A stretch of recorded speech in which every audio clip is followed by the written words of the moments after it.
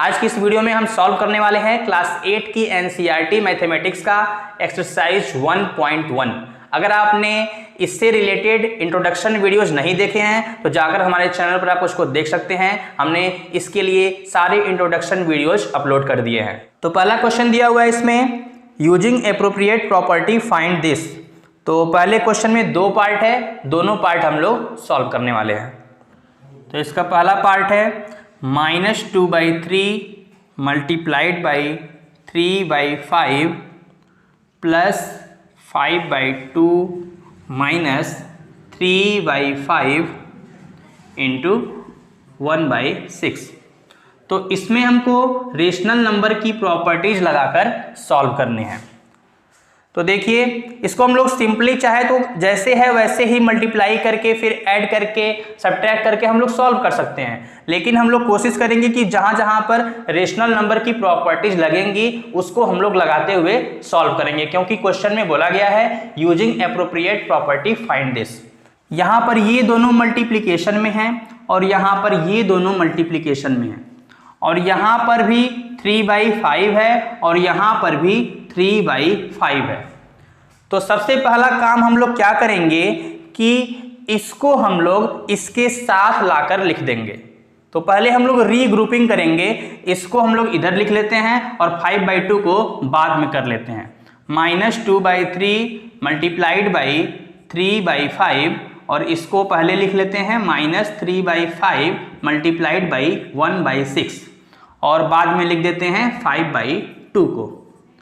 तो इससे फायदा क्या होगा, यहां पर 3/5 कॉमन हो जाएगा इन दोनों में हम लोग 3/5 कॉमन कर सकते हैं। तो 3/5 जैसे ही कॉमन करेंगे यहां पर बचेगा -2/3 और यहां पर बचेगा -1/6 और यहां पर पहले से लिखा हुआ है 5/2। अब हम लोग क्या करेंगे, पहले इसको सॉल्व कर लेंगे, उसके बाद इसमें मल्टीप्लाई कर देंगे। डिस्ट्रीब्यूटिव प्रॉपर्टी में हमने आपको बताया था कि कहीं पर कुछ ब्रैकेट में प्लस या माइनस में लिखा हो और उसके पहले कोई भी नंबर हो तो उस नंबर का मल्टीप्लिकेशन ब्रैकेट में सारे ही नंबर्स में हो जाता है। तो सेम उसी का उल्टा है इसमें, यहां पर पहले से मल्टीप्लिकेशन में लिखा हुआ था तो हमने 3/5 को कॉमन कर लिया। तो यहां पर हम यूज कर रहे हैं डिस्ट्रीब्यूटिव प्रॉपर्टी ऑफ मल्टीप्लिकेशन। तो इसके बाद हम लोग इसको सॉल्व कर लेते हैं। 3/5 यहां पर 3 और 6 का एलसीएम हो जाएगा 6 एलसीएम होगा। 3 2 जार 6, 2 का मल्टीप्लाई -2 में -4 और यहां पर है -1, प्लस में है 5/2। इसके बाद 3/5 मल्टीप्लाइड बाई -5/6 प्लस 5/2। इसके बाद यहाँ पर 5 से 5 कैंसिल हो सकता है और 3 से 6 भी कैंसिल हो जाएगा 2 टाइम्स में। तो यहाँ पर बचेगा -1/2 प्लस 5/2 और यहाँ पर डिनोमिनेटर सेम है तो न्यूमरेटर को हम लोग ऐड कर सकते हैं डायरेक्ट। -1 प्लस 5/2 तो यहाँ पर हो जाएगा 5 - 1 4 4/2 और फाइनल आंसर होगा 2 2 2 जार 4। तो यहाँ पर आप लिख भी सकते हैं कि यहाँ पर हमने डिस्ट्रीब्यूटिव प्रॉपर्टी यूज की है, डिस्ट्रीब्यूटिव प्रॉपर्टी। अब हम पहले क्वेश्चन का सेकेंड पार्ट सॉल्व करते हैं। तो सेकेंड पार्ट है यहाँ पर 2/5 multiplied by -3/7 -1/6 multiplied by 3/2 plus 1/14 multiplied by 2/5।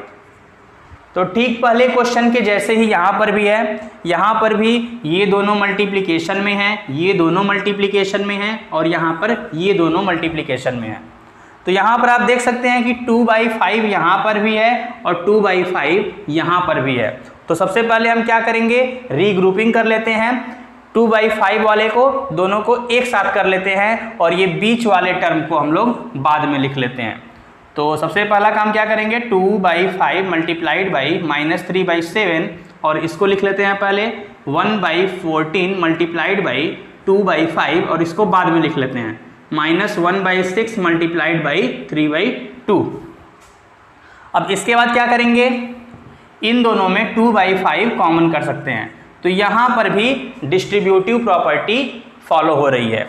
तो 2/5 कॉमन कर लेते हैं, तो यहाँ पर बचेगा 3/7 और यहाँ पर होगा 1/14।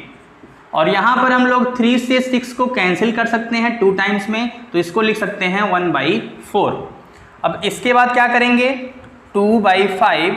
अब इसको पहले सॉल्व कर लेते हैं, तो 7 और 14 का एलसीएम होगा 14, तो यहाँ पर लिख लेंगे 14 और उसके बाद 7 2 जार 14, 2 का मल्टीप्लाई -3 में -6 और यहाँ पर 14 है, यहाँ पर भी 14 है, तो यहाँ पर कोई भी चेंज नहीं आने वाला है। अगर आपको फ्रैक्शन सॉल्व करने में प्रॉब्लम होता है तो हमारी बेसिक मैथ्स की आप प्लेलिस्ट चेक कर सकते हैं, वहाँ पर आपको फ्रैक्शन एडिशन और सब्ट्रैक्शन से रिलेटेड वीडियोज मिल जाएंगे। लास्ट में यहाँ पर -1/4 है, इसको भी लिख लेते हैं। इसके बाद 2/5 -6 + 1 ये हो जाएगा -5, क्योंकि यहाँ पर 6 1 से बड़ा है और 6 निगेटिव है, इसलिए यहाँ पर निगेटिव भी आएगा।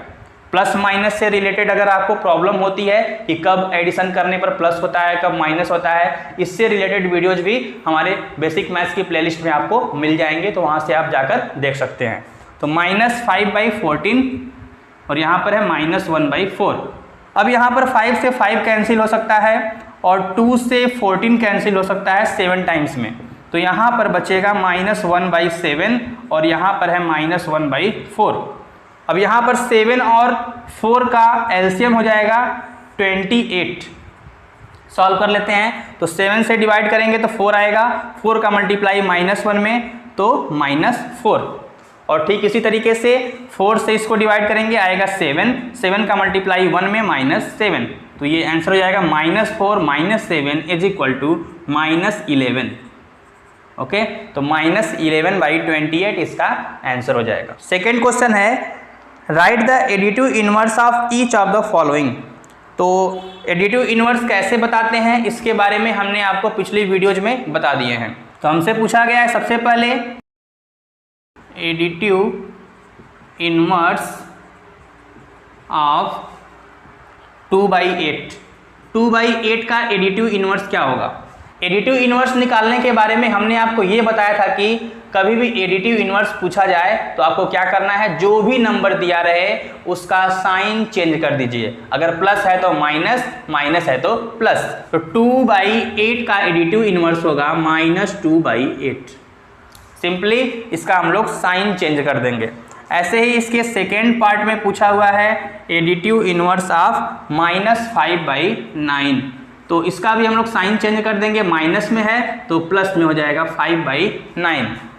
थर्ड पार्ट दिया हुआ है एडिटिव इनवर्स ऑफ -6/-5, इसका एडिटिव इनवर्स हमको बताना है। तो यहाँ पर देखिए न्यूमरेटर में भी माइनस है और डिनोमिनेटर में भी माइनस है, तो सबसे पहले इसको हम लोग कैंसिल कर सकते हैं, यानी कि -6/-5 को हम लोग लिख सकते हैं 6/5। तो 6/5 का एडिटिव इनवर्स क्या होता है, -6/5।